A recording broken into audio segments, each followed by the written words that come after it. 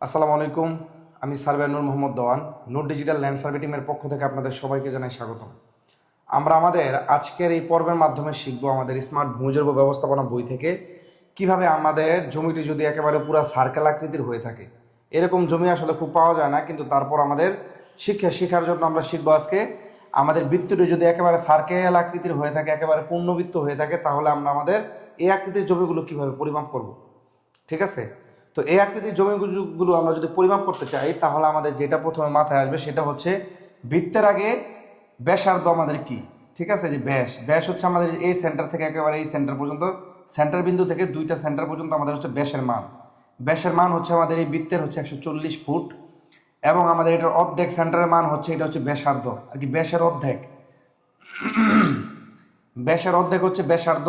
আমাদের এখানে ব্যাসার্ধর মান হচ্ছে 70 ফুট, এবং আমাদের এই টোটাল সার্কেলটার পরিধি হচ্ছে 440 ফুট। আমাদের পেজ নাম্বার হচ্ছে 38, আমাদের বইয়ের পেজ নাম্বার 38। আমরা এই বিষয়গুলো আমরা দেখবো ইনশাল্লাহ। তো এটা করার জন্য হচ্ছে আমাদের এখানে 1 নাম্বার সূত্র আমরা ফলো করতে পারি, সেটা কি ব্যাস ইন্টু পরিধি ভাগ হচ্ছে 4।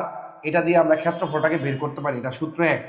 আবার 2 নাম্বার সূত্র আছে কি ব্যাসার্ধ স্কোয়ার ইন্টু হচ্ছে 22/7, এটা দিয়ে আমরা ক্ষেত্রফল করতে পারি। অথবা আমাদের হচ্ছে শর্টকাট যে সূত্র পাই আর স্কোয়ার, এই পাই আর স্কোয়ার দিয়েও আমরা এই যে এই সূত্রটাকে আর কি ভেঙে জাস্ট এটা লেখা হয়েছে, পাই আর স্কোয়ার দিয়েও কি করা যায়, এই ক্ষেত্রফলটাকে বের করা যায়।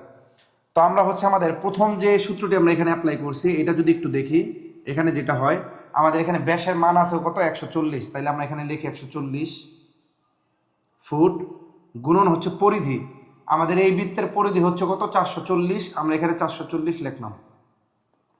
আমরা এটা ভাগ দিব 4 দিয়ে, আমাদের এটার গুণফল আসছে হচ্ছে আপনার 61,600, এবং এটাকে যদি আমরা 4 দিয়ে ভাগ করি তাহলে আমাদের এখানে বর্গফুটটা বের হয়ে যাবে। ঠিক আছে, এই যে 15,400 বর্গফুট।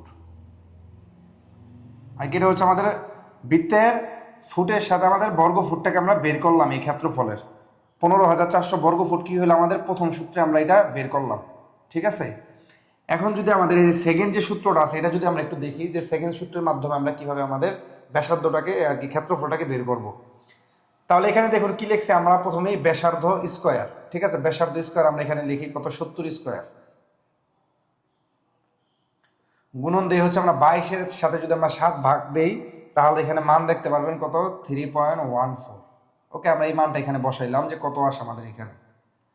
এবং হচ্ছে আমরা এখানে কি করব, 70 স্কোয়ার মানে হচ্ছে আপনার 70 গুণন 70। ঠিক আছে, 70 গুণন 70 হচ্ছে আমাদের এটা মান।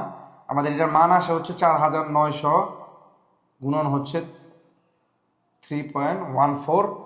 আমরা এখন এই দুইটাকে কি করব, গুণ দিব হচ্ছে আমাদের এখানেও দেখুন মান আসছে কত 15,400 বর্গফুট।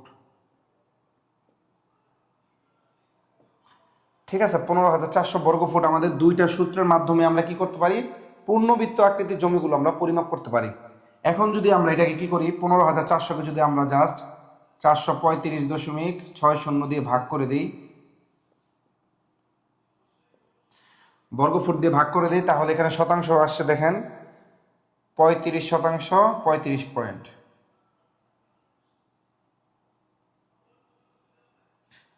আমাদের এই আকৃতির জমিগুলোর আমাদের পরিমাপ এখানে আসছে কত 35%, 3.5% আমাদের এখানে জায়গা হইল।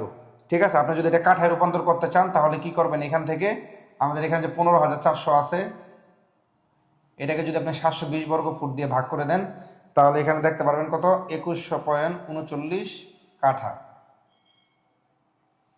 ঠিক আছে, তো এভাবেই কিন্তু আমরা আমাদের পূর্ণবৃত্ত আকৃতির যে জমিগুলো রয়েছে, এই আকৃতির জমিগুলো আমরা পরিমাপ করতে পারি।